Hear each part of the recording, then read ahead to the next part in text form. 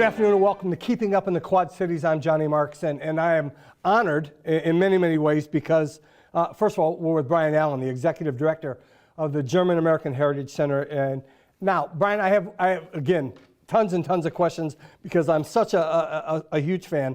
Do you think, and I grew up here, so I know, do you think when people leave Rock Island and they come and they're in the middle of the Talbot Centennial Bridge, that when they get to the bottom, how cool and what goes on inside that building? Do you think everybody knows or a handful know? Because Brian, I think that's the first thing I think of is when I get to the middle of the bridge, is there's that cool building and then all the good things that go on. Yeah. No, I think maybe only a handful know. As I'm experiencing so far, we've got a lot of people that know what we do and they come down and we have loyal members and great events and programs, but we would love to get the word out and make it even more known throughout the community what we do here. So thanks for having me on. Is there or has there, and I know you've stepped in and done a wonderful job, and we'll get to floodwaters in just a moment. Is there a favorite exhibit through the years for you? Well, the one that was done last year, we just did a talk about, and it was a collaboration with Tapestry Farms, which I thought was a pretty unique exhibition, and that we worked with another organization here locally that is servicing refugees and immigrants and is helping people in the human services sector. So we're not only partnering with another organization, but kind of outside of arts and culture. And I thought that was a pretty unique exhibition.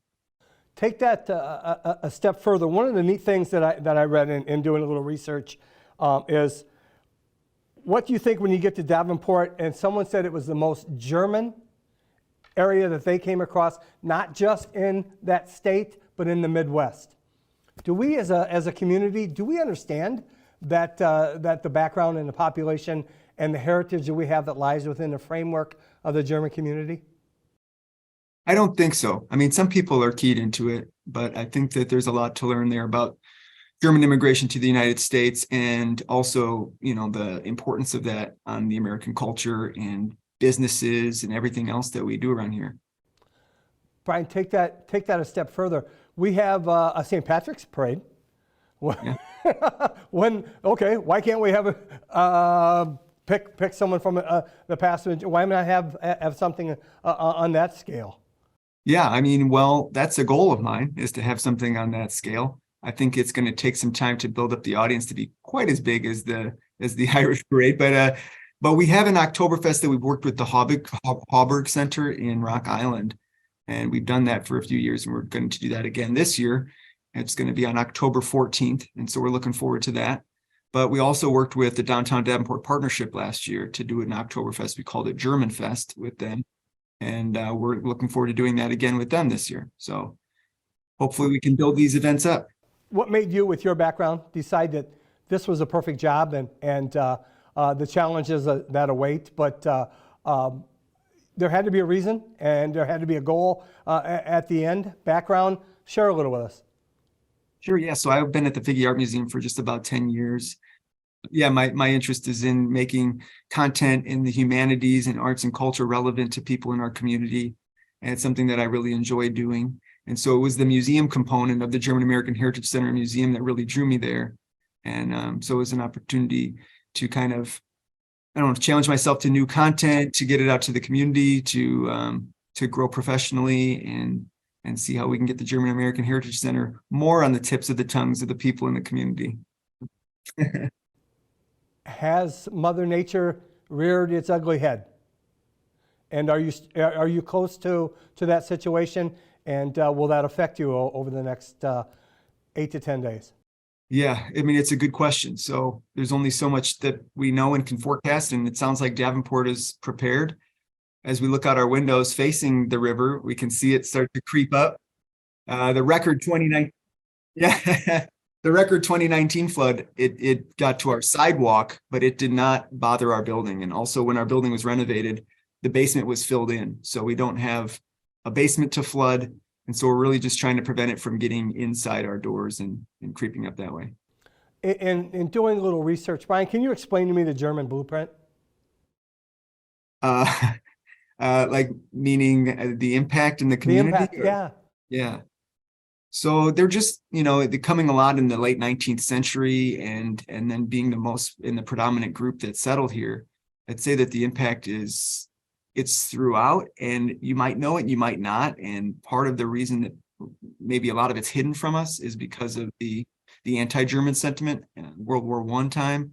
So a lot of the German language, people were not speaking it. It was outlawed, to speak it in Iowa. And so some of it, people changing their names or changing organizations' names is kind of hidden from us in the past. But I mean, they brought with a lot of arts and education and industry. And so we tell that story here in our German Immigrant Experience exhibition. Can we take that one step further? One of the things that I found, from somebody that has no artistic ability, the floral watercolor workshop would draw me in a heartbeat, Brian. Can you talk to that for just a moment?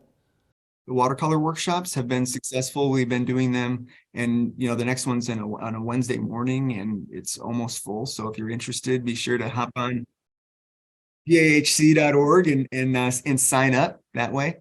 But they've been going really well, and I heard from someone from our board that their daughter attended, and so it appeals to people of all ages, and it's a great way to engage in some art making in a beautiful space. Talk to me to that. You mentioned something right there that do young people appreciate, or are they learning to grasp how neat everything that goes on within the framework of your building, or are you still catering to what's the dynamic there, the age dynamic? Yeah, for sure. We have an older audience, and I think that many museums do. So and without being, the family museum who is targeting a very young audience just by the name and everything that they do in their mission, we have to try and kind of run the whole gamut and appeal to all audience levels and have different entry points. So we're working on for kids, is what we're talking about right now, is a space in our museum where we can have some activities. So we're working on planning that right now, so we can have some engaging opportunities for kids to be able to play and actually like learn through play and interact while they're here. Are you limited, Brian, by up and down and can't go too far this way? Sorry about that. In trying to make good things happen? I don't think so. I mean, we've got a great building. We've got space. We use our 4th floor as a space for events and programs and workshops. We also rent it out for people who are interested in renting a space. It's very affordable that way. So we have room to be able to grow. So for example, we have an upcoming exhibition on migrant quilts, and we are talking with an artist right now about utilizing that space up there to do an exhibition. So it's a way for us to grow vertically as you're talking and enter a space that we don't normally use as an exhibition space so that we can have a bigger conversation. You have something that appeals to me coming up in June. Anytime That's the worst. I don't want to be that guy. I don't want to talk about what waistline. I don't want to get into that. But it's just another opportunity for you to reach the community, wherever it might be. Share that, will you please? You have a bevy of amazing events that go on, Brian, and I'll listen to whatever that you have. But that one kind of caught my eye. Yeah, so I think that, like you say, when we have beer as part of our culture, why are we not using it? I didn't want to say that. Yeah, no, so we do. So we have a beer and bratwurst festival coming up called the Best of the Worst. And, Zimmerman Honda is helping sponsor that for us, as well as some other sponsors. And so what we're going to do is we're going to have some bratwursts out in the parking lot. We're going to taste them. We're going to vote on what we think is the best. There's going to be beer there. Yep. There's going to be a band, so live music from the Gutenberg Band, and it's just going to be a great day from 11 to 3 on June 17th.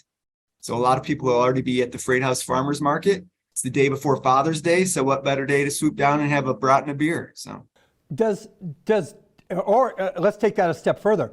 Is downtown Davenport as a whole working to and you mentioned the farmers market and your background with the thing, are we as a community continuing to do the right thing to make sure that you reach the audience that you need? And as the city of Davenport, we'll use that as a solo entity.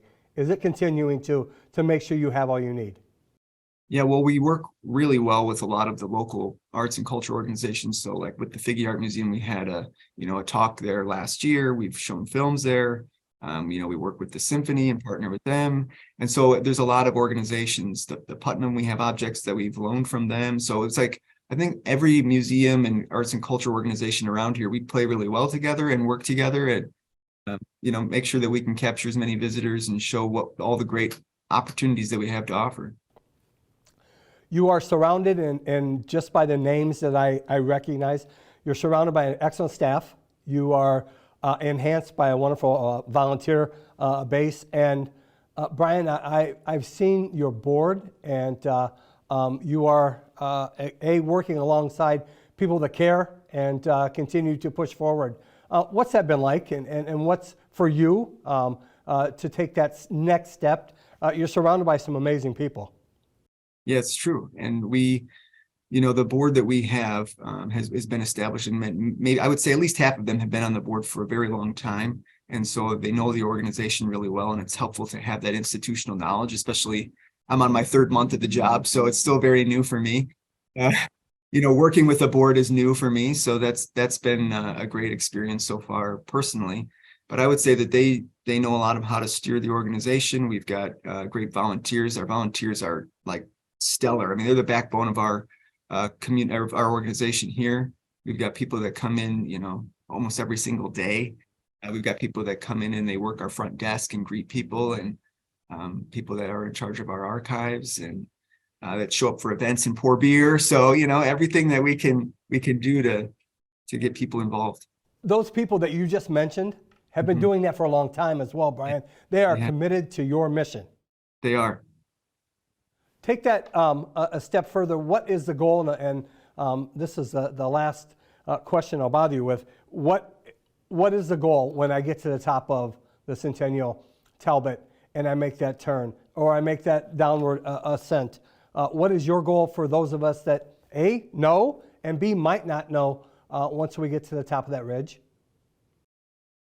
Well, I think the real goal would be that you would turn in, right? That you would pull in the parking lot.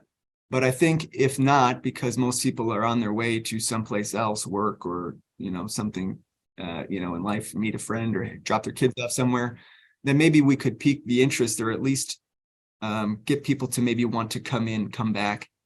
One thing that I've heard from some people in the community that didn't know we were a place to visit is they thought maybe it was like a private club or something, because of the words of like German American heritage. They thought that maybe it was like a group would meet there, like a private club, and talk about genealogy.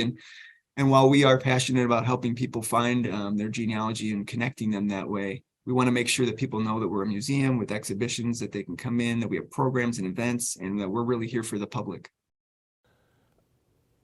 Brian Allen, and first of all, you've done a great job in 3 months. Secondly, one of the neat things that I get to talk to and share with people from this side is to tell people that I have great respect, knowing what your past and all the wonderful things you've done. And now your mission is to tell people, I know I ask you not to change, but I know you have to change and roll with every punch that comes with everything your way. But it's an amazing place. I love spending time there. I have never been to the best of the worst. Now I have something for my June 17th. But please don't change. Please continue your mission and the great work that you do. And I'm so grateful you had time today. I know you're busy. It's been wonderful, and thank you again for everything. Oh, yeah, that's great. Well, thanks for having me on. I appreciate it.